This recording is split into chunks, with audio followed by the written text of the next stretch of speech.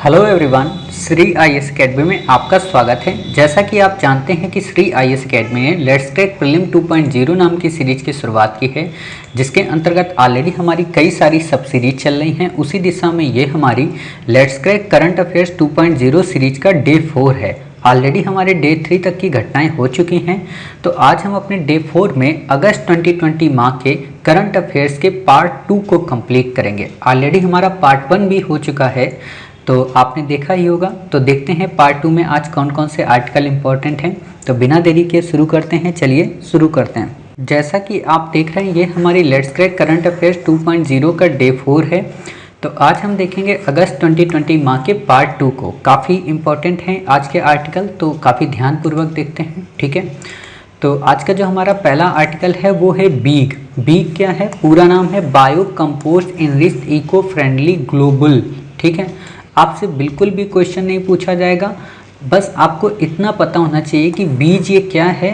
बीज एक तरीके का, जैसे मैं आपको बताऊं, आप लोग कभी भी चीनी के बने हुए कुछ मटके टाइप के देखते होंगे, या आप लोगों ने वो खाया है इडली, हाँ शायद इडली उसको बोलते हैं, चावल की जो होती है, तो ऐसी कटोरी कटोरी करके नहीं होती है, ऐसी डिज़ाइनेबल बनी होती। तो बिल्कुल ये वैसा ही है। इसमें क्या है कि मिट्टी को भरा जाता है उन कप्स में, और उसी में वो बीज वो किए जाते हैं, ठीक है। तो छोटा छोटा, जैसे आप लोग कभी भी पेड़ जब परचेज करके लाते होंगे कहीं नर्सरी से बगल में, ठीक है, तो वो जो छोटी सी मिट्टी में एक पॉलीथीन में आपको एक पेड़ नहीं दे देते हैं, बिल्कुल वैसा ही है। लेकिन वो होता है, वो पन्नी में होता है, तो कभी बेलनाकार होता है, कभी आयताकार होता है, कभी अलग अलग टाइप का। तो ये एक तरीके का बॉयल कटोरे की तरह है, ठीक है। बस आपको यहाँ पे यही समझना है। इसमें क्या होता है, मिट्टी होती है, कंपोस्ट व सीड साथ में होते हैं, मतलब तीनों चीज़ें, खाद, मिट्टी और बीज, तीनों को एक साथ मिश्रित करके बनाया जाता है, ठीक है। बाकी आपको नहीं याद रखना है। स्मैम क्या है? स्मैम वास्तव में सब मिशन ऑन एग्रीकल्चर मैकेनाइजेशन का है, ठीक है। मैकेनाइजेशन का मतलब 2014 में किया गया था कि एग्रीकल्चर में हम ज़्यादा से ज़्यादा मशीनीकरण को प्रमोट करें। आपसे बिल्कुल नहीं पूछेगा, आपको याद नहीं रखना है, ठीक है। सरकार सब्सिडी देगी, ये कुछ भी आपसे क्वेश्चन नहीं पूछा जाएगा, आप यहाँ पे इसको बिल्कुल भी मत याद रखना। मैथ्रॉन क्या है? मैथ्रॉन आपसे बिल्कुल भी क्वेश्चन नहीं पूछेगा, क्या है, नहीं पढ़ना है, ठीक है। बॉम्बे नेचुरल हिस्ट्री सोसाइटी काफ़ी इंपॉर्टेंट है, 2014 में क्वेश्चन पूछा था। और आप में से जो बच्चे ट्रिक्स का वीडियो देखे होंगे उन्होंने देखा होगा कि हमने वहाँ पे आपको सॉल्व कराया था। और यहाँ पे देखो पहली लाइन क्या है, ये एक लार्जेस्ट एनजीओ है, मतलब ये कोई सरकारी संगठन नहीं है। अगर आपको दे दे कि ये एक सरकारी संगठन है, ये अंतर सरकारी पैनल है, मिनिस्ट्री इसके अंतर्गत आता है, तो बिल्कुल भी नहीं, ठीक है। हेडक्वार्टर मुंबई में है, 1883 में इसका गठन हुआ था। 1883 का मतलब समझ रहे हो, आज़ादी के बहुत वर्ष पहले, मतलब कांग्रेस की स्थापना के 2 वर्ष पहले, ठीक है। डिपार्टमेंट साइंस एंड टेक्नोलॉजी के द्वारा इसमें थोड़ा बहुत मतलब कंट्रीब्यूशन किया जाता है, ठीक है। और इसे scientific and industrial research organisation का दर्जा दिया गया है। कंट्रीब्यूशन का मतलब ये बिल्कुल भी नहीं कि पैसा दिया जाता है, ठीक है। कंट्रीब्यूशन का मतलब ये होता है कि जो भी उसको सुविधाएं चाहिए होती हैं, रिसर्च पेपर वगैरह चाहिए होता है, या कुछ और चीज़ें चाहिए होती हैं, तो उसमें थोड़ी बहुत मदद कर दी जाती है, ठीक है। अगला है ई संजीवनी टेली मेडिसिन प्लेटफॉर्म। आपसे बिल्कुल भी क्वेश्चन नहीं पूछेगा, आपको याद नहीं रखना है। आपसे हो सकता है क्वेश्चन ये जरूर आ जाए, क्योंकि इस समय आप देख रहे होंगे मार्केट में बहुत सारे ऐप बन गए हैं किस चीज़ को लेकर, कि टेली मेडिसिन के क्या क्या लाभ हैं, ठीक है। तो उस पर क्वेश्चन आएगा, और उसी में कोई एक लाइन आपको ऐसे दे देगा एक्सट्रीम वर्ड की, कि टेली मेडिसिन के माध्यम से हम दुनिया की सभी दवाओं की प्राप्ति कर सकते हैं, है ना। आप किसी भी दवा की प्राप्ति कर सकते हैं बिना किसी डॉक्टर के प्रिस्क्रिप्शन के, तो वहाँ पे गलत हो जाएगा, ठीक है। बस आपको इतना ही यहाँ पे समझना है।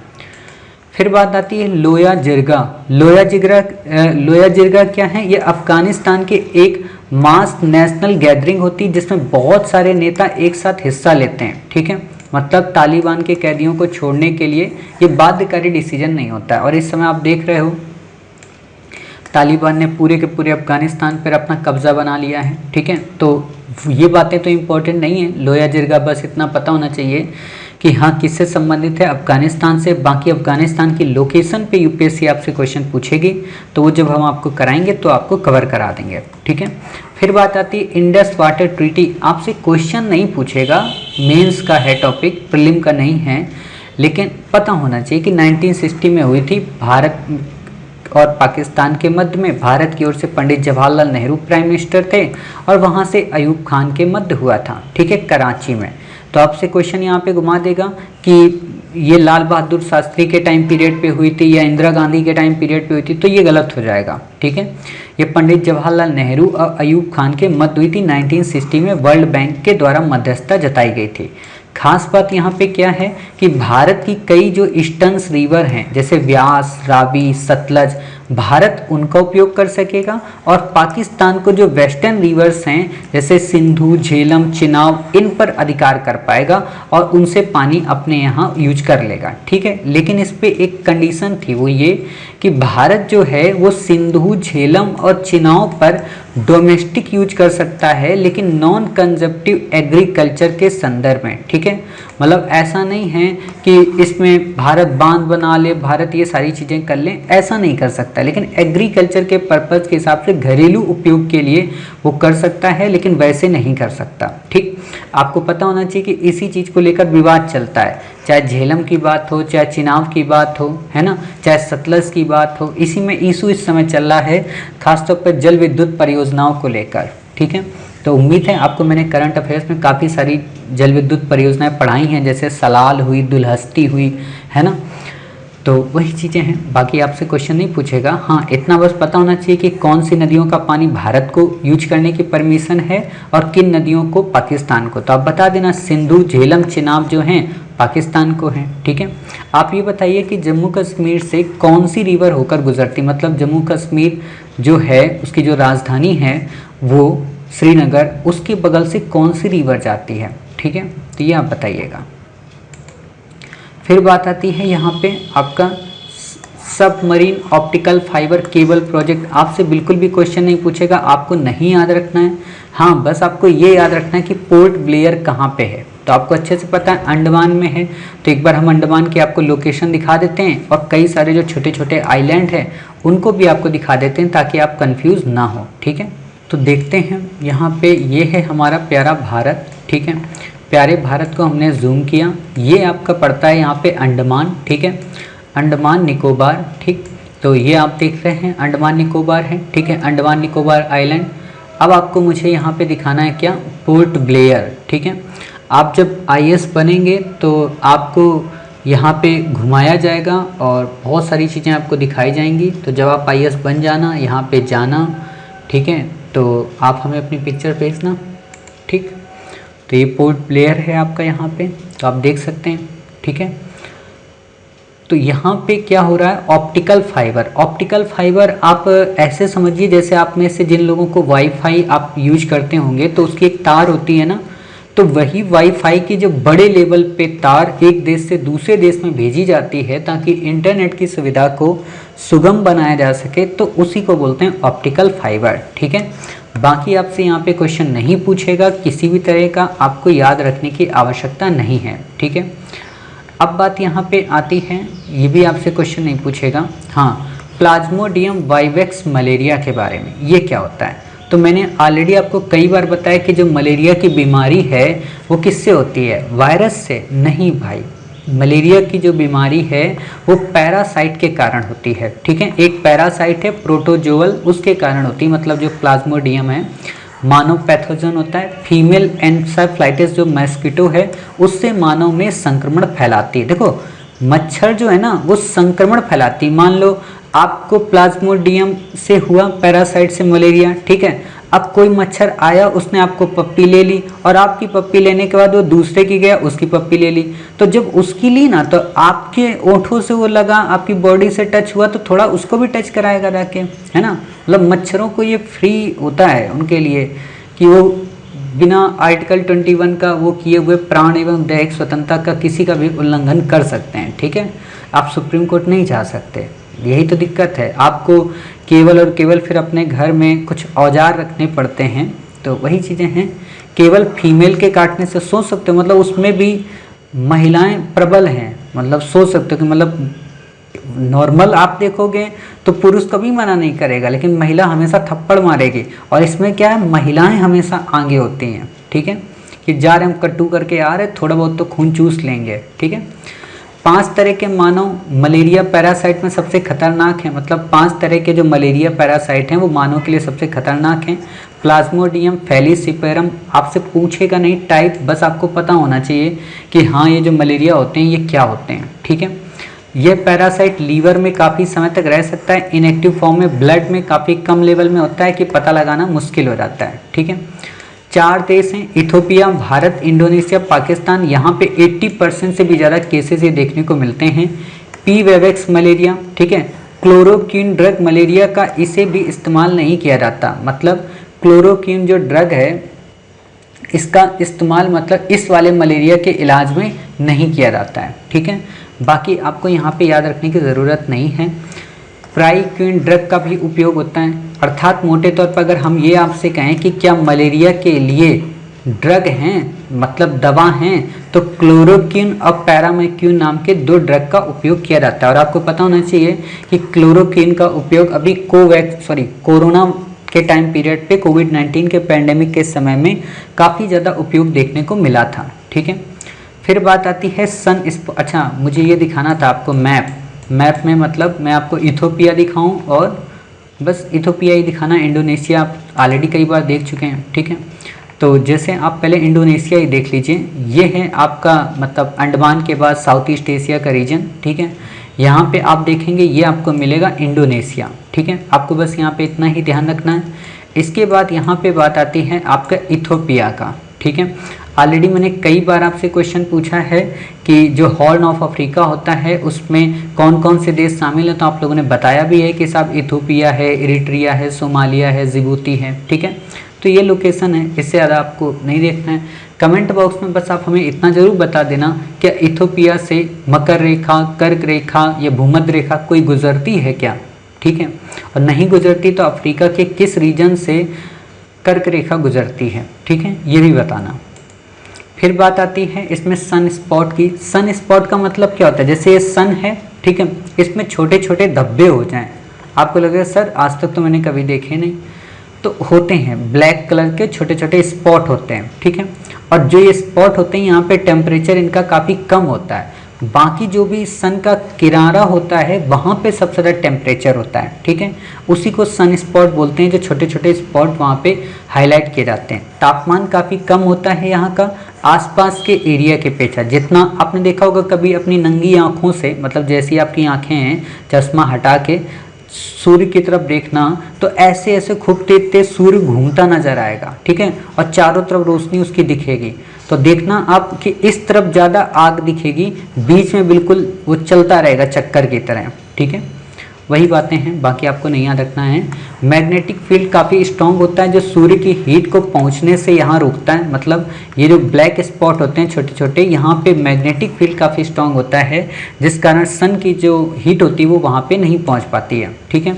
इस मैग्नेटिक फील्ड की ही वजह से सोलर सिस्टम में कॉस्मिक रेज कम आती हैं, अर्थात अगर ये मैग्नेटिक फील्ड ना होती तो जो हमारा सोलर सिस्टम है या कहें हमारी जो अर्थ है यहाँ पे कॉस्मिक रेज काफ़ी ज़्यादा आती। और आपको पता होना चाहिए कि आजकल वैज्ञानिक कॉस्मिक रेज पे और न्यूट्रिनो पे काफ़ी ज़्यादा रिसर्च कर रहे हैं। किस लिए रिसर्च कर रहे हैं, आपसे क्वेश्चन ये पूछा जाएगा, मैं आपको पढ़ाऊँगा कि न्यूट्रिनो के बारे में बताइए, न्यूट्रिनो के क्या लाभ हैं। हो सकता है आपको अक्टूबर या नवंबर या अगस्त के इसी माह में आपको मिल जाए न्यूट्रिनो से रिलेटेड कोई आर्टिकल, तो उसमें बताएंगे कि न्यूट्रिनो का उपयोग क्या है, अर्थ का ओरिजिन समझने में, ब्रह्मांड के बारे में समझने में, सन की प्रॉपर्टीज़ के बारे में समझने में, मतलब वही है, काफ़ी सारे लाभ हैं, ठीक है। तो आपको दिक्कत नहीं होनी चाहिए। सौर चक्र क्या है, 11 वर्ष में कंप्लीट होता है, आपसे बिल्कुल क्वेश्चन नहीं पूछेगा। जिस वर्ष सन स्पॉट ज़्यादा होते हैं उसे कहा जाता है सोलर मैक्सिमम, और जिस वर्ष कम होता है, ये सोचने वाली बात थोड़ा ना है। फिर बात आती है सोलर फ्लेयर्स। सोलर फ्लेयर्स क्या होता है, मैग्नेटिक लाइंस का आपस में टकराने से एनर्जी रिलीज होती है, उसे ही कहा जाता है सोलर फ्लेयर्स। मतलब मैंने आपको बताया ऐसे सन है, उसमें अलग अलग स्पॉट हैं, स्पॉट अब जब हैं तो मैग्नेटिक के स्पॉट हैं, तो यहाँ पे मान लो ऐसे लाइन बन गई और कभी ना कभी तो आपस में टकराते हैं ना, तो जब ये आपस में टकराते हैं तो जो चिंगारी एमिट होती है, एनर्जी जो एमिट होती है, उसको हम सोलर फ्लेयर्स बोलते हैं। आपसे क्वेश्चन नहीं पूछागा, ठीक है। रेडियो कम्युनिकेशन में रुकावट डालती हैं, कोरोनल मास इजेक्शन, ये एक रेडिएशन के बड़े बड़े बबल्स होते हैं जो सूर्य से निकलते हैं। आपसे इस पे क्वेश्चन पूछा जा सकता है कि हाल ही में चर्चा में रहा कोरोनल मास इंजेक्शन का संबंध है किससे, तो आप बता देना कि सन से निकलने वाले बड़े बड़े रेडिएशंस के बबल्स। ठीक है, तो बस इतना ही आपको पता होना चाहिए, बाकी आपको यहाँ पे कुछ नहीं याद रखना है। माउंट सिनाबंग ये कहाँ पे है? इंडोनेशिया में सक्रिय ज्वालामुखी है। ठीक है, तो आपको दिखा देते हैं। अभी कुछ दिन पहले मैंने आपको इंडोनेशिया में एक ज्वालामुखी दिखाया था, है ना। आप में से अधिकांश बच्चों को पता होगा, क्या नाम था उसका, बता सकते हैं आप लोग? Mount Sinabung. अरे ये तो आज का नाम है। ठीक है, ये देखिए माउंट सिनाबंग। ठीक, तो ये आप देख सकते हो कि आपका कहाँ पे, सुमात्रा आइलैंड में। ठीक है, तो ये आपने देख लिया। चलिए, इतना ही आपको बस यहाँ पे जानना था, बाकी आपको हमने ऑलरेडी काफ़ी बार इंडोनेशिया के दिखाया है, तो ये आप देख लीजिए भाई। उस दिन वाला कुछ बच्चे कह रहे होंगे ना, सर उस दिन नहीं देखा था, आज दिखा दो, क्या जाता है आपका। ठीक है, तो क्या दिखाया था उस दिन? ये माउंट मेरापी। ठीक है, तो माउंट मेरापी भी मैंने आपको पढ़ाया था, कहाँ पे है? इंडोनेशिया में। ठीक है, लेकिन ये किस में है? ये है जावा में, और वो किस में है? वो है सुमात्रा में। ठीक है, इतनी बातें बस आप याद रखना। फिर बात आती है, ये सिनाबंग हो गया। Ring of the fire belt, already आप में से अधिकांश बच्चे जो पहले देख रहे हैं वीडियो, उन्होंने तो देखा ही था, फिर से आपको दिखा देते हैं। ठीक है, ये आपके पैसिफिक में है, प्रशांत महासागर में। ठीक है, यही मतलब ये जो क्षेत्र है ना, ये इसको बोलते हैं रिंग ऑफ फायर। ठीक है, ये देखो यहाँ पे जा रही है, ये यहाँ पे देखो ऐसे ये मिल गई। ठीक है, मतलब एक तरीके का जैसे झालर वगैरह आप लोग होते हैं ना, जन्माष्टमी में आप लोग यूज करते हैं। अर्थात जन्माष्टमी भी तो आने वाली है इस समय। हाँ ठीक है, तो ये चीज़ आपने देख लिया। चलिए आगे देखते हैं। मुल्ला पेरियार डैम कहाँ का है? तमिलनाडु का। इम्पॉर्टेंट है पेरियार रिवर। ठीक है, कमेंट बॉक्स में आप बताना कि जो पेरियार रिवर है ये ईस्टर्न फ्लो रिवर है या वेस्टर्न फ्लो रिवर है। ठीक है, दोनों बातें बताना। सुरक्षा पोर्टल, आपसे बिल्कुल क्वेश्चन नहीं पूछेगा कि सुरक्षा पोर्टल किससे संबंधित है। हाँ, आपको बस इतना पता होना चाहिए कि अफ्रीकन जो एलिफेंट है वो वनरेबल हैं, एशियन जो एलिफेंट है इंडेंजर्ड है। ऑलरेडी मैंने आपको अभी पढ़ाया ही था करंट अफेयर्स में। प्रोजेक्ट एलिफेंट 1992 में शुरू हुआ था। और 2-3 बातें याद कर लेना कि जो माइक प्रोग्राम है वो भी किससे रिलेटेड है? एलिफेंट से। ठीक है, जैसे आप लोग पढ़ते हो ना, एम स्ट्रिप्स हो गया, T/2 हो गया, ये सब किससे रिलेटेड है? टाइगर से। और जो माइक है वो किससे रिलेटेड है? एलिफेंट से। ठीक है, तो इतनी बातें हो गई आपकी, ये आपका कंप्लीट हो गया। फिर बात आती स्पुतनिक 5। अब आपसे क्वेश्चन नहीं पूछेगा स्पुतनिक 5 क्या है क्या नहीं है, उस समय चर्चा में थी। ठीक है, फिर बात आती है पायम रिजर्व फॉरेस्ट, काफ़ी इंपॉर्टेंट है, आपसे क्वेश्चन पूछा जा सकता है कि पापम जो पापम है, पायम मैं कह रहा हूँ, पापम जो रिजर्व फॉरेस्ट है वो कहाँ का है? अरुणाचल प्रदेश का। तो एक बार हम आपको इसको भी दिखा देते हैं कि पापम रिजर्व फॉरेस्ट कहाँ पे है। ठीक है, पापम, ये देखो पापम रिजर्व फॉरेस्ट,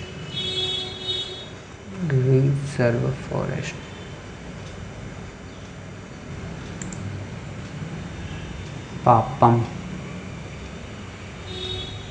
अरे भाई ये कहाँ आ गया? पापम रिजर्व फॉरेस्ट मुझे निकालना है और ये निकल आ रहा कुछ भी। पापम चर्च ये बोला है, ये देखो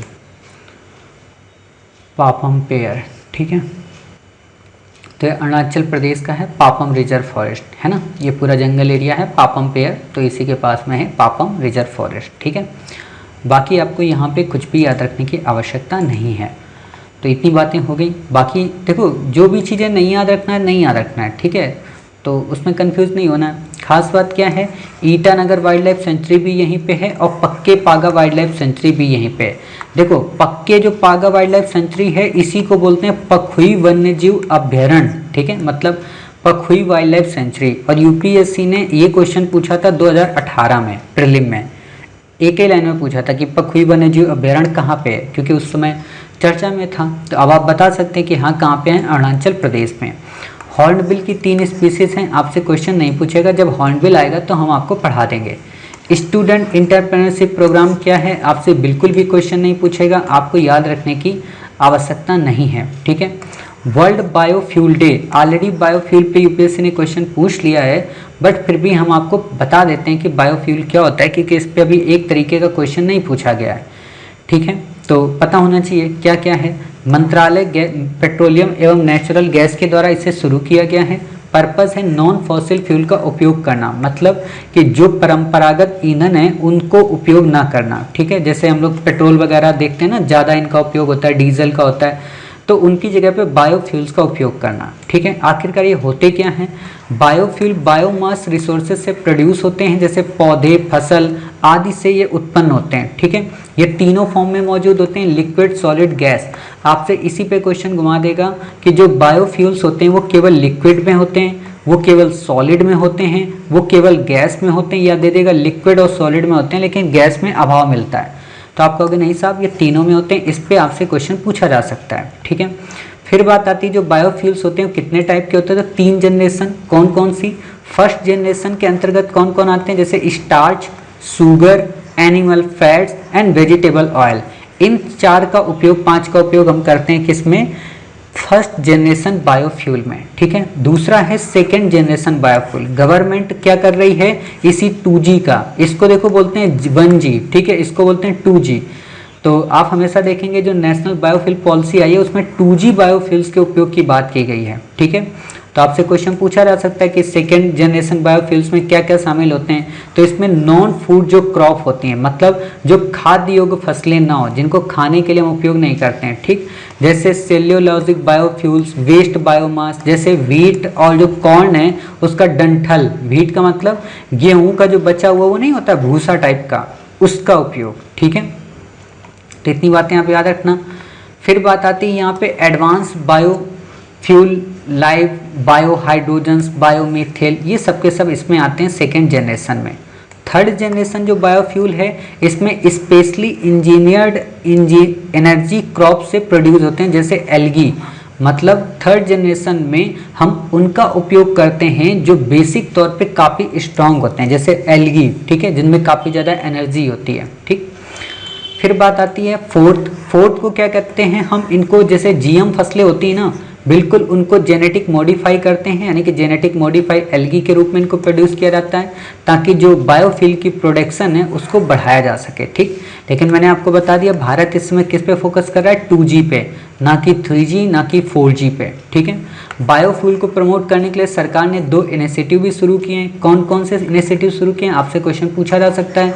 प्रधानमंत्री जीवन योजना, जीवन का मतलब क्या है? इसका जीवन का मतलब यहाँ पे देखिए, ये वर्ड अगर आप समझ जाते हो ना तो आपको क्वेश्चन अपने आप समझ में आ जाता है। ठीक है, तो 2019 में मंत्रालय पेट्रोलियम और गैस के द्वारा provided financially support to integrated bio ethanol, जिसमें उपयोग किया जाएगा lignocellulose biomass and other renewable feed stock का।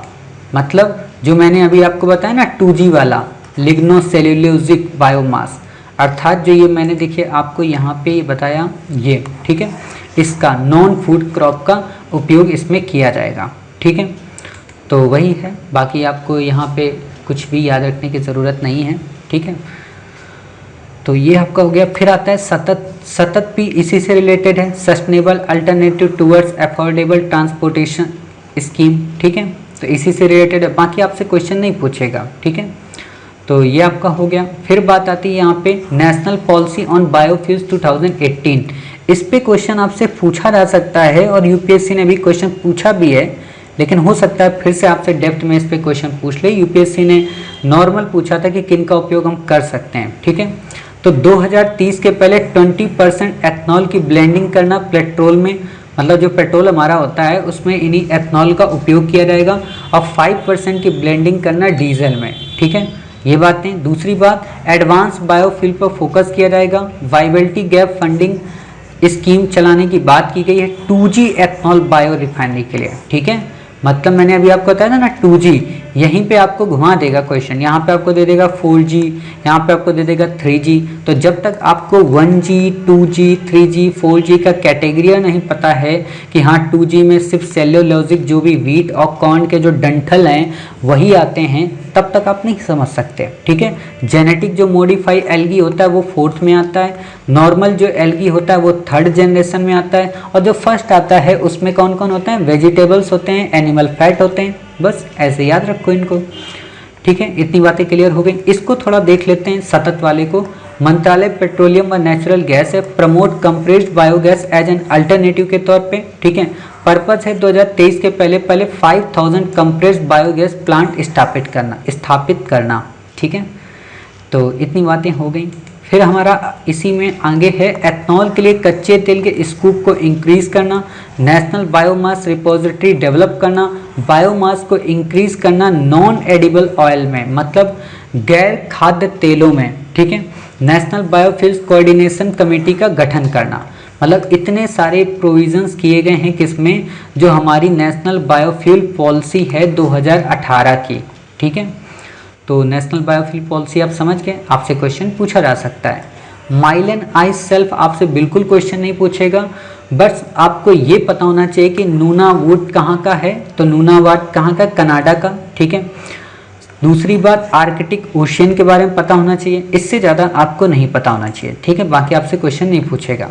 कृषि मेघ क्या है, कृषि मेघ एक डाटा रिकवरी सेंटर बनाया जा रहा है, किसके द्वारा, आपसे ये नहीं पूछेगा, आपको नहीं याद रखना है। National agriculture research and education system, नाम से समझ में आ रहा कि national agriculture research and education system का क्या काम होगा, एग्रीकल्चर पे रिसर्च करना और उसकी एजुकेशन को प्रमोट करना। यहाँ पे केवल एक ही तथ्य बस याद रखो कि वर्ल्ड बैंक और भारत सरकार द्वारा फंडेड है। यहाँ पे आपको घुमा देगा क्या, एडीबी के द्वारा फंडेड है, मतलब एशियन डेवलपमेंट बैंक के द्वारा, ये एनडीबी के द्वारा फंडेड है, ये एआईआईबी के द्वारा फंडेड है। तो ये तथ्य आपको बस याद रखना है। ठीक है, बाकी आपसे यहाँ पे किसी प्रकार का कोई क्वेश्चन नहीं आएगा। National council of agriculture research एक ऑटोनोमस ऑर्गेनाइजेशन है, डिपार्टमेंट एग्रीकल्चर के अंतर्गत आता है, कृषि मंत्री इसके अध्यक्ष होते हैं।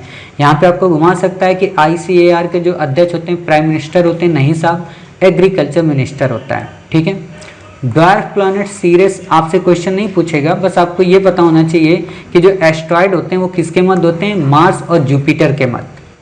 ठीक है, बाकी आपको कुछ भी नहीं याद रखना है। फिर आता है one sun one world one grid initiative.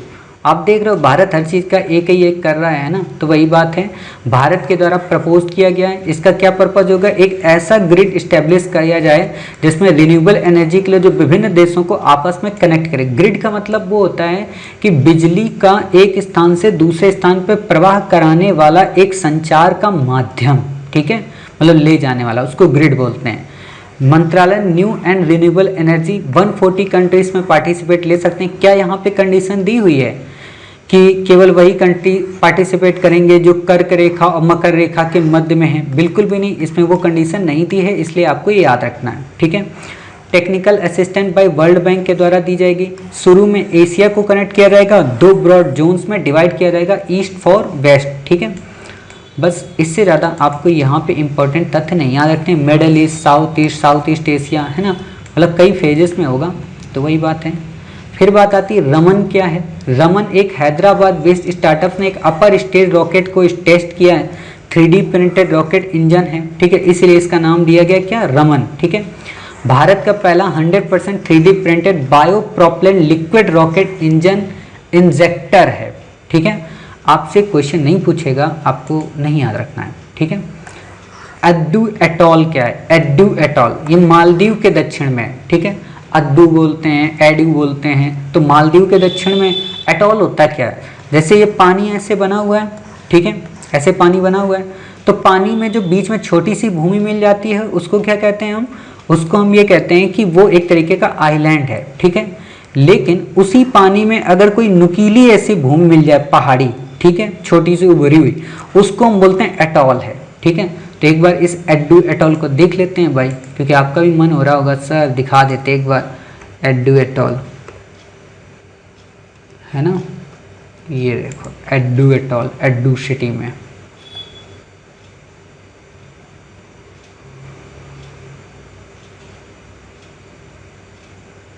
ठीक। तो ये है आपका एडू एटॉल, ये नाव है आपकी, अकेले हैं ना, तो नाव में आप हैं ना तो कोई है। ये देखो समुद्र के कछुए, ये देखो आप और कोई और आपके साथ है, ठीक है। ये आपका एटॉल एक तरीके का, ठीक है, शेप में बना हुआ है, ठीक है। तो ये देख रहे हो बिल्कुल शेपाकार में बना हुआ है, ठीक।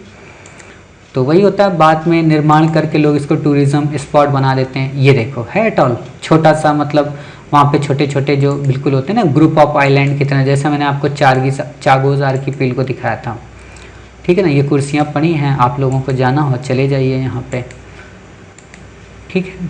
तो बाकी इसमें और कुछ नहीं करना है, इतना ही समझना था। बाकी आपसे देखो कभी डिज़ाइनिंग वगैरह पूछता नहीं कि एटॉल कैसा बना होता है, बस मैं आपको समझाने के लिए, है ना। ये देखो देख सकते हो एडू एटॉल ऐसे बना हुआ है, बिल्कुल चारों तरफ, बीच में पानी पानी, इधर भी पानी। कुछ को तो गाना याद आ रहा होगा, मैं तो पानी पानी हो गई, है ना। एक से एक बच्चे हैं। इस एटॉल को सेन्यू एटॉल के नाम से भी जाना जाता है, कोरल रीफ का ही एक प्रकार का आकार है, ठीक है। आपको नहीं याद रखना। इंटरनेशनल यूथ डे आपसे नहीं क्वेश्चन पूछेगा। 31 डेज ऑफ यूथ आपसे ये भी क्वेश्चन नहीं पूछेगा, है ना। फिर ये बात आती है, ये भी आपसे क्वेश्चन नहीं पूछेगा, रिपोर्ट किसके द्वारा जारी की गई है, ठीक है। World program for action for youth, ये भी आपसे नहीं पूछेगा। World youth report, youth social entrepreneurship, आपसे ये क्वेश्चन जरूर पूछ सकता है कि वर्ल्ड यूथ रिपोर्ट किसके द्वारा जारी किया गया, तो यूएन डेसा के द्वारा, ठीक है। बाकी आपको नहीं याद रखना है। अगला आर्टिकल है हमारा मेघा लैब्स, आपसे बिल्कुल क्वेश्चन नहीं पूछेगा, आपको यहाँ पे याद रखने की ज़रूरत नहीं है, ठीक है। आपसे क्वेश्चन नहीं पूछेगा। ओपीवी सार्थक क्या है, आपसे बिल्कुल क्वेश्चन नहीं पूछेगा, आपको नहीं याद रखना है। फिर बात आती है एक्सक्लूसिव इकोनॉमिक जोन, आपको इसे भी नहीं याद रखना है। अभी मैंने आपको करंट में पढ़ाया है, तो वो वाला आपको याद रखना है कि भारत ने इस कन्वेंशन का, जो इंटरनेशनल मैरीटाइम ऑर्गेनाइजेशन है, तो उसका वो किया, तो 20 मील वैसे है और 200 वैसे है, ठीक है, बेस लाइन से। तो आपको वो बस देखना है, यहाँ पे आपको कुछ भी नहीं देखना है। NIIO क्या है, naval innovation and indigenisation organisation, ठीक है। मतलब जो भी नेवल में या कहें नौसेना में जितने भी हम इक्विपमेंट्स का यूज करते हैं, उसमें किस तरीके की इनोवेशन लाई जाए, उस चीज़ की बात होती है डिफेंस मिनिस्टर के द्वारा, ठीक है। 3 टियर स्ट्रक्चर होगी। स्वावलंबन एक सार संग्रह है इंडियन नेवी का, आपसे क्वेश्चन नहीं पूछेगा। मेडिटेरियन सी काफ़ी इंपॉर्टेंट रीजन है, आपसे क्वेश्चन पूछा जा सकता है। नॉर्थ में ये यूरोप से लगता है, साउथ में अफ्रीका से लगता है और ईस्ट में ये एशिया से लगता है, ठीक है। जिब्राल्टर जल संधि है जो अटलांटिक से भूमध्य सागर को जोड़ती है। सुएज नहर है जो लाल सागर को जोड़ती है, ठीक है। और साथ ही इसमें क्या है, बास्पोरस संधि से काला सागर व मरमरा सागर को जोड़ती है। आपको लग रहा है सर मैप दिखा देते हैं, तो देख लीजिए भाई, आप लोग मैप, बड़ी चिंता रहती ना आपको मैप की। तो देखिए ये है हमारा अफ्रीका, ठीक है। तो ये है हमारा बीच में मेडिटेरियन सी, ठीक है। मेडिटेरियन का मतलब भूमध्य सागर। अब ये पूरब हुआ तो ये क्या हुआ, एशिया का रीजन, ठीक है। ये ऊपर उत्तर हुआ तो यूरोप का रीजन, ठीक है। नीचे दक्षिण हुआ अफ्रीका का रीजन, ठीक है। और इधर तो कुछ है भी नहीं। ये आपकी मिली जिब्राल्टर जल संधि, ये है आपका भूमध्य सागर, ये है आपका अटलांटिक, ठीक है। तो ये चीज़ें आपको क्लियर हुई। अब बात आती काले सागर को लेकर, तो ये है आपका ब्लैक सी, ठीक है। और यहाँ पे ये है आपकी बॉस्पोरस जल संधि, ठीक है। ये आपका मरमरा सी है, सी ऑफ मरमरा, ठीक है। और ये जो आपकी संधि है यहाँ पे ये पड़ती है आपकी बॉस्पोरस, ठीक है। अगर दिखा देगा तो अच्छी बात है, नहीं दिखाएगा तो आप अपना वैसे देख लीजिएगा, ठीक है ना। क्योंकि कई बार होता है ना कि इतना बिल्कुल छोटा छोटा वो नहीं दिखाता है, तो वो भी नाराज़ हो जाता है, उसको भी मतलब बेइज्जती टाइप की अपनी लगती है ना कि बार बार हम इतना छोटा छोटा क्यों दिखाएं, आप होते कौन हो, है ना। तो वही बात है। तो ये चीज़ें आप बस समझ गए। बाकी ऑलरेडी आपको पता है कि भूमध्य सागर से कौन कौन से देश लगते हैं। कमेंट बॉक्स में बताना भूमध्य सागर से कौन कौन से देश लगते हैं, ठीक है। मतलब ज़्यादा बड़ा क्वेश्चन है लेकिन बताना ज़रूर, ठीक है। तो इतनी बातें आप समझ गए। चलिए अब बात आती, अच्छा सुएज नहर तो दिखाया ही नहीं, सुएज नहर भी भाई आप देख लो। ये है आपकी सुएज नहर, ठीक है। यहाँ पे ये देखो, ये आपका क्या है, ये आपका रेड सी है, ठीक है। ये आपका लाल सागर है, ये है गल्फ ऑफ सुएज, ठीक है। ये सुएज, और इसी को यहाँ पे ये तोड़ा गया है, ठीक है। ये देखो ये यहाँ पे तोड़ा गया है, ठीक है। ये पूरा का पूरा वो बना हुआ है रूट, बहुत बेहतरीन। 1869 में, 1869 किसकी बर्थ एनिवर्सरी है, महात्मा गांधी जी की, ठीक है। ये देखो यहाँ से जहाज जाते हैं और बड़ी अच्छी ये बनी हुई है, मतलब इसमें ऑटोमेटिक सिस्टम होता है। क्यों जानते हो? क्योंकि बात ये है कि ये है ढलान पे, ठीक है, ये है ढाल पे और वो है उधर ऊंचा, तो यहाँ पे पानी लिफ्टिंग वाला सिस्टम है, पानी वाले जहाज को लिफ्ट करके पानी में ढकेला जाता है। बहुत अच्छा सिस्टम है, कभी दिखाएंगे ज्योग्राफी जब आपको पढ़ाएंगे। अभी एक यहाँ पे जहाज फंस गया था, आप में से जिन बच्चों ने न्यूज़ देखी होगी, तो जहाज यहाँ फंस गया था तो बड़ी दिक्कत आ गई थी, ठीक है, मुड़ ही नहीं पा रहा था। चलिए इतनी बातें हो गई। फिर आता है एरोज। एरोज क्या है? ये यूएसए व इजराइल के द्वारा बनाई गई एडवांस मिसाइल डिफेंस सिस्टम है।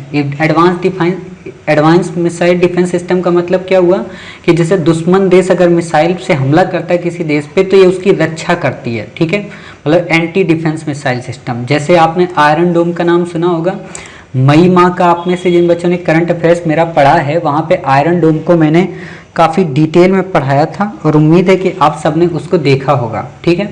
तो वही चीज़ है, एरो क्या है? यूएसए व इजराइल के द्वारा बनाया गया एडवांस मिसाइल डिफेंस सिस्टम है। आपसे क्वेश्चन पूछेगा हाल ही में चर्चा में रहा एरोस क्या है, तो आप बता देना, ठीक है। इसके बाद आता है ट्रांसपेरेंट। आपसे बिल्कुल भी क्वेश्चन यहाँ पे नहीं पूछेगा, ये आपको पढ़ना ही नहीं है, ठीक है।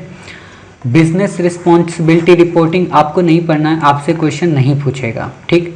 ग्रेटर माले कनेक्टिविटी प्रोजेक्ट, आपसे क्वेश्चन ये पूछ सकता है कि गुली फालो बंदरगाह कहाँ पे है, ठीक है, गुली फालो बंदरगाह से थिलुफासी को जोड़ेगा, ठीक है। तो वही है, माले में बनाया जा रहा है। माले की आप लोकेशन देख सकते हैं, ठीक है, यहाँ पे हम आपको दिखाते हैं माले, ठीक। तो इस जगह पे आपका ये देखिए, दिख ही गया क्या दिखाना है इसमें, तो ये देखो आप माले, ठीक है, यहाँ पे बंदरगाह है, ठीक है। बाकी आपको याद कुछ भी नहीं रखना है, गुली फासो से फलाना से, ये आपसे क्वेश्चन नहीं पूछेगा, ठीक है। बस आपको ये पता होना चाहिए हाँ माले की लोकेशन कहाँ पे है, क्योंकि कई बार आपसे क्वेश्चन वैसे दे देता है ना कि 9 degree channel, 8 degree channel, 10 degree channel किस किस के मध्य है, तो इस पर आपसे क्वेश्चन बन सकता है। फिर बात आती है नेशनल ओवरसीज स्कॉलरशिप स्कीम। आपसे क्वेश्चन नहीं पूछेगा कि क्या है क्या नहीं, देखो ऐसे क्वेश्चन आते नहीं हैं, लेकिन वही होता है ना पीआईबी में दिया है तो बताना पड़ेगा। फिर बात आती है 6th शेड्यूल के बारे में। कई बार आपको पता है कि 6th शेड्यूल में असम, मेघालय, त्रिपुरा, मिजोरम के प्रशासन की बात की जाती है, ठीक है। बाकी जो 5th में है उसमें इनको छोड़ के, ठीक है। 10 का गठन किया जा चुका है, मतलब जनजाति कल्याण के लिए स्वायत्त जिला परिषद का गठन किया जाता है, ठीक है। जो स्वायत्त जिला परिषद होती हैं, मतलब ऑटोनोमस डिस्ट्रिक्ट, उसमें 30 मेंबर होते हैं, ध्यान देना, उसमें कितने होते हैं? 30 मेंबर होते हैं, 4 नॉमिनेट होते हैं, 26 को इलेक्ट किया जाता है। मेघालय में 3, ये आपसे नहीं पूछेगा, लेकिन इतना जरूर आपसे पूछ सकता है कि स्वायत्त जो जिला परिषद होती हैं उसमें कितने मेंबर होते हैं, ठीक है। तो आप बता देना कि 30 होते हैं, बाकी 4 को आपका राज्यपाल नॉमिनेट करता है। कुछ जनजातियां हैं, आपसे क्वेश्चन पूछा जा सकता है। खासी, जयंतिया, गारो कहाँ की है? मेघालय की। और ये क्या है मेघालय की? बताइए, पहाड़ियाँ भी हैं। चकमा, लाई, मारा कहाँ की? मिजोरम की। दीमो, हसाओ, कार्बी एंगलोंग, बोडोलैंड कहाँ की हैं? असम की, ठीक है। तो इतनी बातें आपको यहाँ पे याद रखने की आवश्यकता है, ठीक है। इतनी बातें आपको याद होगी। फिर बात आती है जो 26 सदस्य होते हैं उनका कार्यकाल 5 वर्ष होता है, और जो 4 सदस्य नॉमिनेट किए जाते हैं वो गवर्नर की कृपा पात्र में होते हैं। तो बाकी आपको यहाँ पे कुछ भी याद रखने की ज़रूरत नहीं है, ठीक है। संसद के द्वारा, राज्य विधानसभा के द्वारा बनाए गए कानून तभी लागू होंगे जब राष्ट्रपति या राज्यपाल अपनी सहमत देते हैं, ठीक है। आपसे ये सिंपल सा क्वेश्चन पूछा जा सकता है। बाकी जब हम आपको इंडियन पॉलिटी पढ़ाते हैं ना, तो वहाँ पे भी हम आपको एक बार डेप्थ में पढ़ाते हैं, जनजाति जिला परिषद, इन सारी चीज़ों को। खैर फिर भी आप यहाँ पे ये तथ्य याद रखिए कि संसद कोई भी कानून बनाती है तो अपने आप वहाँ पे इम्प्लीमेंट नहीं होता, बल्कि राष्ट्रपति व राज्यपाल को अपनी सहमत देनी पड़ती है, तभी वहाँ कानून बनता है। और वैसे भी कानून बनाने के लिए राष्ट्रपति और राज्यपाल की सहमत तो चाहिए ही चाहिए, ठीक है। फिशिंग कैट क्या है? ये एक इंटरेस्टिंग कहानी है फिशिंग कैट की, है ना, मतलब बिल्ली है एक तरीके की। तो कोरिंगा वाइल्ड लाइफ सेंचुरी कहाँ पे? आंध्र प्रदेश में। आपसे इस पे बस क्वेश्चन आएगा, आपको यही पता होना चाहिए कि हाँ कोरिंगा जो वाइल्ड लाइफ सेंचुरी है वो आपकी कहाँ पे है, ठीक है। तो एक बार आप देख लीजिए Coringa wild life sanctuary, Coringa, ये देखो काकीनाडा में है।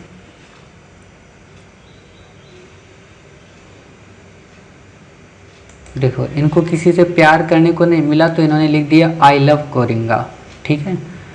तो वही है कोरिंगा वाइल्ड लाइफ सेंचुरी, ठीक है। तो इतनी बातें आप समझ गए। देख रहे हो कितना अच्छा बना है, मतलब ऊपर ऊपर पेड़ों के ऊपर ऊपर आप जा सकते हो, ठीक है, मतलब बहुत अच्छी चीज़ है ये, समझ गए। तो ये इतनी बातें हैं बस यहाँ पे, बाकी आपको याद नहीं रखना है। फिर बात आती है यहाँ पे भारत में सुंदरबन, हिमालय, गंगा, ये आपसे क्वेश्चन नहीं पूछेगा। हाँ, ये पता होना चाहिए कि IUCN में इसका स्टेटस क्या है। IUCN में ये वल्नरेबल है, ठीक है। होप आइलैंड व सैक्रामेंटो आइलैंड कहाँ पे है, आपको पता होना चाहिए। होप आइलैंड कहाँ पे है, आपको पता होना चाहिए आंध्र प्रदेश में, ठीक है। तो एक बार हम आपको दिखा देते हैं इसको भी, नहीं तो आप में से कुछ बच्चे कहेंगे सर होप आइलैंड कम से कम दिखा तो देते हैं। होप आइलैंड ये देखो आंध्र प्रदेश में,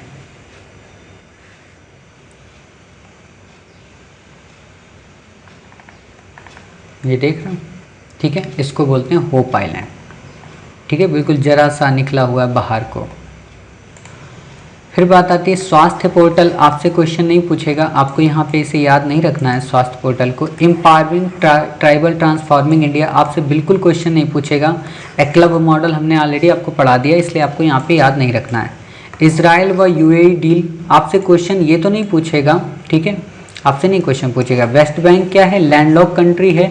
डेड सी तो लगता है, इससे मतलब मृत सागर लगता है। अच्छा एक चीज़ बता दो, वेस्ट बैंक से अगर डेड सी लगता है तो और दूसरा देश कौन सा है जिससे डेड सी की सीमा लगती है, ठीक है, मतलब मृत सागर, और किस किस से लगता है ये बताइएगा। बाकी आपको नहीं याद रखना है, ये मैं आपको एक बार लोकेशन दिखा देता हूँ, हालांकि फिर भी आपकी इच्छा है तो, क्योंकि मैं इतनी बार दिखा चुका हूँ। आप में भी कई सारे बच्चे बोर हो जाते होंगे, सर रोज़ तो आप इजराइल पैलेस्टीन को लड़वाते रहते हो, कोई काम है आपके पास, ठीक है। तो ये देखिए आप, ये लोकेशन है, ठीक है, ये आपका यहाँ पे मिलता है क्या, डेड सी, ठीक है। अब आप बताना कौन सा देश यहाँ पे लगता है, कौन सा देश नहीं लगता है। सृजन पोर्टल, सृजन पोर्टल किससे रिलेटेड है, डिफेंस मिनिस्ट्री से, ठीक है, रक्षा मंत्रालय ने इसे बनाया। इम्पोर्ट डिफेंस जो आइटम हैं उनके बारे में जानकारी मिलेगी, मतलब जितना भी हम इंपोर्ट करते हैं ना विदेशों से, कोई फाइटर जेट हमने किया, कोई मिसाइल की, तो उसी से रिलेटेड। PMRU क्या है, price monitoring and resource unit है, इसका काम क्या है, इस सोसाइटी के तहत रजिस्टर्ड है, काम करती है state drug controller and direct control supervision. आपने देखा होगा कि काफ़ी सारी दवाएं जो थी तो उन दवाओं की एक तरीके से खरीद फरोख्त हो रही थी। कई सारे डॉक्टर ने क्या किया था, उन दवाओं के प्राइस बढ़ा दिए थे, तो कईयों ने कम कर दिया, ब्लैकमेल करने लगे, है ना, जैसे रेमडेसिविर के बारे में आपने सुना होगा। तो वही चीज़ है, उसी चीज़ को रेगुलेट करने की यहाँ पे बात आई थी, ठीक है। तो ये क्या करती है, PMRU price monitoring resource unit है, सोसाइटी के तहत रजिस्टर्ड है, स्टेट ड्रग कंट्रोलर के डायरेक्ट कंट्रोल एंड सुपरविजन को देखती है, NPPA की मदद करती है, यानी नेशनल फार्मास्यूटिकल प्राइसिंग अथॉरिटी की हेल्प करती है, उसको टेक्निकल असिस्टेंस प्रोवाइड कराती है। 12 राज्य व यूटीज में consumer awareness, publicity and price monitoring करती है। NPPA को 1997 में गठित किया गया डिपार्टमेंट फार्मास्यूटिकल्स के द्वारा, ठीक है। तो इतनी बातें आपको याद रखनी है, बाकी आपसे क्वेश्चन नहीं पूछेगा। मिनिस्ट्री रसायन व उर्वरक है, ये इंपॉर्टेंट है, यहाँ पे आपको घुमा देगा, कौन सी मिनिस्ट्री आपको दे देगा, हेल्थ, ठीक है, तो गलत हो जाएगा। फिर आता है नेशनल डिजिटल हेल्थ मिशन, आपसे बिल्कुल भी क्वेश्चन नहीं पूछेगा, लेकिन आपसे ये पूछ सकता है कि इसमें कौन से बिल्डिंग ब्लॉक्स हैं, मतलब कौन से पैमाने के हिसाब से नेशनल हेल्थ मिशन को किया जाता है। तो हेल्थ ID होनी चाहिए 14 डिजिट की, digi doctor, health facility registry, personal health records, e pharmacy और टेलीमेडिसिन, ठीक है। इनमें आपसे क्वेश्चन पूछा जा सकता है कि टेलीमेडिसिन के क्या लाभ हैं, ई-फार्मेसी के क्या लाभ हैं, ऑलरेडी मैंने बता दिया, ऑप्शन आएगा तो बता देना, बस वही कि एक्सट्रीम वर्ड को इरेज करना उसमें, ठीक है। बाकी आपसे कोई भी क्वेश्चन नहीं आएगा। आयुष्मान वगैरह जब आयुष्मान को पढ़ाएंगे तब पढ़ेंगे, ठीक है। प्रोजेक्ट डॉल्फिन क्या है, गंगा की रिवर्स से रिलेटेड है, 2014 में डॉल्फिन पे क्वेश्चन आया था, तो आपसे हो सकता है अब डेप्थ में क्वेश्चन पूछे, तो इसलिए पता होना चाहिए कि जो ये डॉल्फिन है सागर में और नदी में दोनों में पाई जाती है। IUCN में इंडेंजर्ड है, नेशनल जलीय पशु है, गंगा में भी पाई जाती है, ब्रह्मपुत्र में भी, मेघना में भी, भारत में भी, नेपाल में भी, बांग्लादेश में, मतलब तीनों नदियों में और तीनों देशों में पाई जाती है। ऐसा नहीं है कि ये केवल और केवल भारत में ही इंडेमिक है, ठीक है। वाइल्ड लाइफ प्रोटेक्शन एक्ट 1972 के अंतर्गत संरक्षित है। प्रोजेक्ट लायन क्या है, एशियाटिक लाइन का संरक्षण करना। एशियाटिक लाइन पे यूपीएससी ने 2 बार क्वेश्चन पूछे हैं। केवल विश्व में गुजरात के वो भी गिर वन में ही पाए जाते हैं, बाकी कहीं नहीं पाए जाते। इंडेंजर्ड हैं, बस आपको इतना याद रखना है, ठीक है। आउम सिस्टम क्या है? आउम सिस्टम किससे रिलेटेड है? Air unique quality monitoring system से, ठीक है। मतलब जो एयर होता है उसकी क्वालिटी को एक तरीके से मॉनिटर करना। स्वदेशी है, फोटोनिक सिस्टम पे काम करता है, मतलब सन की रेज के हिसाब से काम करता है, ठीक है। बाकी आपको यहाँ पे याद नहीं रखना है।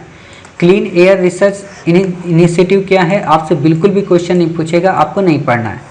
कोलैबोरेटिव रोबोटिक्स इनोवेशन हब क्या है? आपसे ये भी नहीं पूछेगा, इसलिए आपको इसे भी याद रखने की आवश्यकता नहीं है। देखो ये सारी चीज़ें फालतू की होती हैं, ठीक है, हमारे काम की नहीं होती हैं। साराभाई क्रेटर क्या? आपसे नहीं पूछेगा। इसरो द्वारा चंद्रमा पे किया गया, कहाँ किया गया, आपसे नहीं पूछेगा।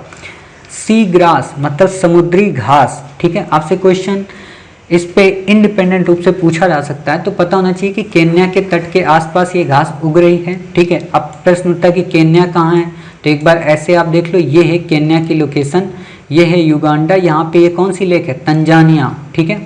तो ये बात विक्टोरिया है, ठीक है, तो ये विक्टोरिया लेक है आपकी।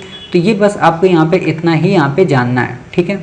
बाकी आपको यहाँ पे और कुछ भी देखने की ज़रूरत नहीं है, ठीक। ये लेक आपकी मलावी है, ठीक है। बाकी आपको यहाँ पे कुछ भी नहीं याद रखना है।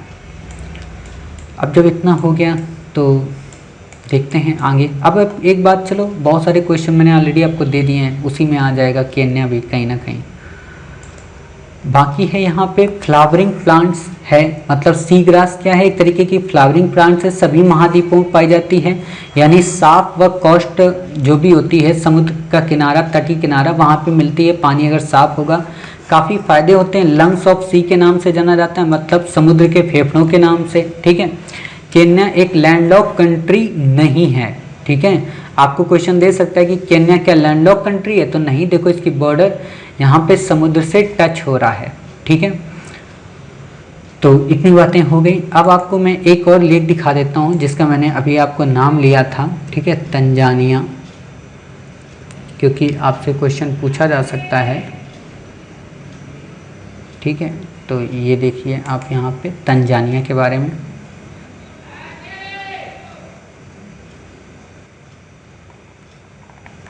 ठीक है, ये आपका तंजानिया है।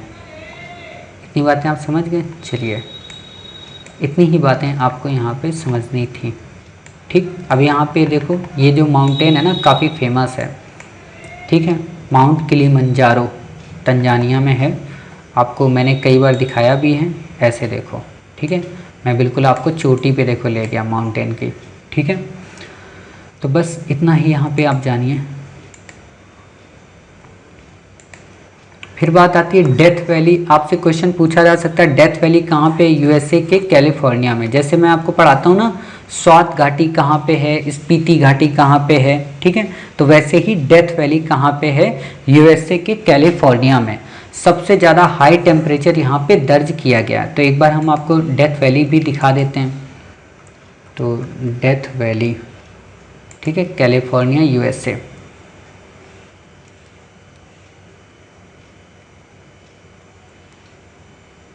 ठीक है, तो आपने देख लिया। अभी आप में से कुछ बच्चों ने देखा होगा कि जैसे हीट वेव होती है, तो वैसे ही यहाँ पे काफ़ी भयंकर मतलब गर्मी हुई थी, ठीक है, और उसी को लेकर मैं बता रहा था, तो बच्चों में थोड़ी दिक्कत हो गई थी। तो वही बात है, फिर मैंने उसको क्लियर किया था।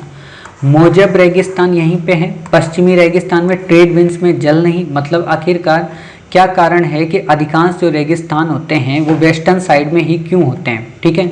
तो इसके कई सारे कारण हैं, आपसे क्वेश्चन पूछ सकता है। ये 3 कारण मेजर इंपॉर्टेंट हैं कि महाद्वीपों में पश्चिमी की ओर अधिकांश रेगिस्तान क्यों होते हैं। जैसे आप भारत को पढ़ेंगे तो रेगिस्तान कहाँ पे? ईस्ट में है, सॉरी वेस्ट में है आपका। ऐसे ही सऊदी अरब में मिलेगा, ऐसे ही आपको अलग अलग देशों में मिलेगा, ठीक है। तो कारण क्या है? पहला तो ट्रेड विंड्स में जल नहीं होता, जो व्यापारिक पवनें आती हैं उनमें जल को शोषित करने की क्षमता नहीं होती। दूसरी बात, कोल्ड ओशियन करंट के कारण वहाँ पे क्लाउड नहीं बन पाते। ठंडे जो महासागरीय धाराएं होती हैं या समुद्री धाराएं होती हैं, उनके कारण वहाँ पे बादल नहीं बन पाते, जिस कारण बारिश नहीं हो पाती। और इक्वेटर से ऊपर हवा जब उठती है तो वो गर्म होती है, ठीक है। तो वही बात है, बाकी आपसे यहाँ पे क्वेश्चन नहीं पूछेगा कि आखिरकार पश्चिम में रेगिस्तान क्यों पाए जाते हैं। ठीक, फिर आता है पॉजिटिव पे मैकेनिज्म, आपसे क्वेश्चन नहीं पूछेगी। ठीक है, टाइफेक क्या है? Technology information forecasting assessment council है, एक ऑटोनोमस है, थिंक टैंक है, आपसे क्वेश्चन नहीं पूछेगा, बस देख लीजिए, नहीं पूछेगा, क्या देखोगे आप भी। ठीक है, फिर बात आती है भादभूत प्रोजेक्ट। भादभूत प्रोजेक्ट नर्मदा नदी पे है। ठीक है, कल्पसर प्रोजेक्ट का पार्ट है, गल्फ ऑफ खंभात में नर्मदा गिर जाती है, तो इंपॉर्टेंट क्या है? Gulf of Khambhat. ठीक है, आप में से जिन बच्चों को गल्फ ऑफ खंभात के बारे में ना पता हो तो उसको एक बार हम दिखाने की कोशिश करते हैं, ध्यान से देखिएगा। तो ये हमारा यूएसए है, यूएसए से हम और चले अपने भारत की ओर। ठीक है, तो ये आपका भारत मिला। ठीक है, अब ये भारत है, ये आपकी यहाँ पे होती क्या? कच्छ की। ठीक है, ये है आपका कच्छ की खाड़ी, गल्फ ऑफ कच्छ। ठीक है, और ये है आपकी गल्फ ऑफ खंभात। ठीक है, यहीं पे एक छोटा सा आइलैंड है आपका। ठीक है, ये आपका छोटा सा द्वीप है। ठीक, इसको क्या बोलते हैं बताइए? पीरम बेट। ठीक है, बाकी आपको यहाँ पे कुछ भी याद रखने की ज़रूरत नहीं है। अब देखते हैं अगला आर्टिकल यहाँ पे क्या है। एक मिनट, ये कौन सा है? हाँ, इनोवेशन चैलेंज फंड इंडिया, ये आपसे क्वेश्चन नहीं पूछेगा। फिर बात आती है, ये भी आपसे नहीं पूछेगा। प्रोजेक्ट निर्माण श्री, ये आपसे क्वेश्चन पूछेगा तो नहीं, बट देख लीजिए कि ईयू द्वारा लॉन्च किया जाएगा उड़ीसा व महाराष्ट्र के 4 जिलों में। आपसे क्वेश्चन नहीं आएगा, मत पढ़ो इसको, कोई भी काम का नहीं है। ठीक है, एरिया रैंकिंग्स आपसे नहीं पूछेगा। एरिया रैंकिंग मतलब पहले आते थे, अब आपसे इस पे क्वेश्चन नहीं आते हैं। स्वदेशी माइक्रो प्रोसेसर चैलेंज, आपसे इस पे क्वेश्चन जरूर पूछा जा सकता है। हाल ही में चर्चा में रहे शक्ति व वेगा क्या है? तो ये माइक्रो प्रोसेसर होते हैं। ठीक है, आप लोग लैपटॉप वगैरह यूज करते होंगे, मोबाइल यूज करते होंगे, तो उसमें प्रोसेसर लगा होता है। ठीक है, तो उसी चीज़ की बात है। बाकी आपको डिटेल में इसमें कुछ भी नहीं याद रखना है कि क्या होता है, कितना बना है, ये सब कुछ भी क्वेश्चन आपको नहीं याद रखना है। ठीक है, फिर बात आती है निंजा यूएवीज, आपसे क्वेश्चन नहीं पूछेगा। लिंगराज मंदिर मोस्ट इम्पॉर्टेंट, मतलब एक इम्पॉर्टेंट होता है, एक है मोस्ट इम्पॉर्टेंट। क्यों? क्योंकि 26 जनवरी को लिंगराज मंदिर की झांकी निकली थी, तो इसलिए इम्पॉर्टेंट हो जाता है। भगवान शिव को समर्पित है। लिंग का मतलब ये होता है भगवान शिव से। भुवनेश्वर का सबसे पुराना मंदिर है, सोमवंशियों के द्वारा बनवाया गया था, बाद में गंग वंश के राजाओं ने इसमें काफ़ी ज़्यादा मॉडिफिकेशन किया। कलिंग आर्किटेक्चर का पार्ट है, मतलब जो उड़ीसा शैली है। एकामरा क्षेत्र नाम से भी इसे जाना जाता है। ठीक है, खास बात है भुवनेश्वर को जहां आम के पेड़ ज़्यादा हैं। विष्णु की इमेज भी देखने को मिलेगी जो जगन्नाथ से प्रभावित हैं गंग वंश के राजा द्वारा। कमेंट बॉक्स में बताना ये नागर शैली का मंदिर है, द्रविड़ का मंदिर है या बेसर का मंदिर है। ठीक है, बताना जरूर। फिर बात आती pan India entity for retail payments, आपसे क्वेश्चन नहीं पूछेगा, आपको याद नहीं रखना है। इस बार जो क्वेश्चन आ सकता है वो ई बाउचर पे क्वेश्चन आएगा और उसमें आपका एनपीसीआई से रिलेटेड फिर क्वेश्चन पूछ लेगा। ठीक है, नेशनल पेमेंट सिस्टम के बारे में, तो आपसे क्वेश्चन पूछेगा। यहाँ पे आपको कुछ भी याद रखने की ज़रूरत नहीं है। ठीक है, एनपीसीआई क्या है यहाँ पे देख लो बस। एनपीसीआई को, ये एक नॉट फॉर प्रॉफिट कंपनी है जो कि कंपनीज एक्ट के तहत गठित हुई थी।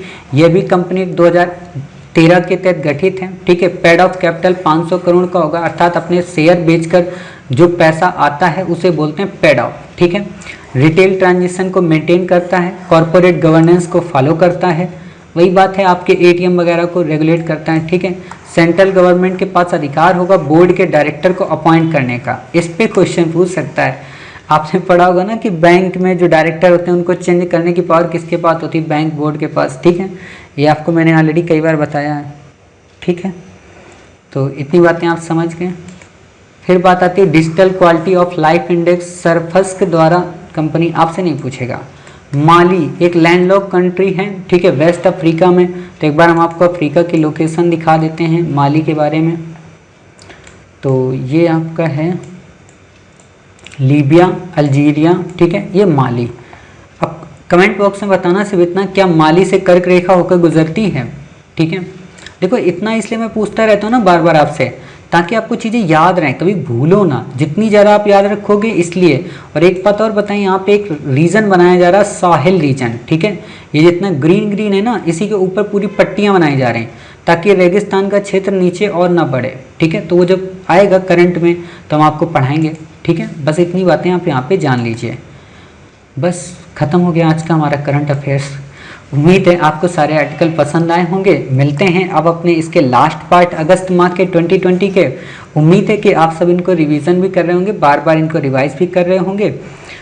ठीक है, ज़्यादा देखो अब नहीं पढ़ना है, सरल सरल पढ़ना है, जो क्वेश्चन में आएगा वो पढ़ना है, फालतू की चीज़ें नहीं पढ़नी है। 25 ही क्वेश्चन करंट से आएंगे तो हम उसी हिसाब से आपको पढ़ा रहे हैं। ठीक है, आपको एग्ज़ाम क्लियर करना है, आपको कोचिंग नहीं चलानी है। ठीक है, तो जय हिंद जय भारत। मिलते हैं अपने नए पार्ट या लास्ट पार्ट अगस्त माह के। तब तक अपना ख्याल रखिए, स्वस्थ रहिए।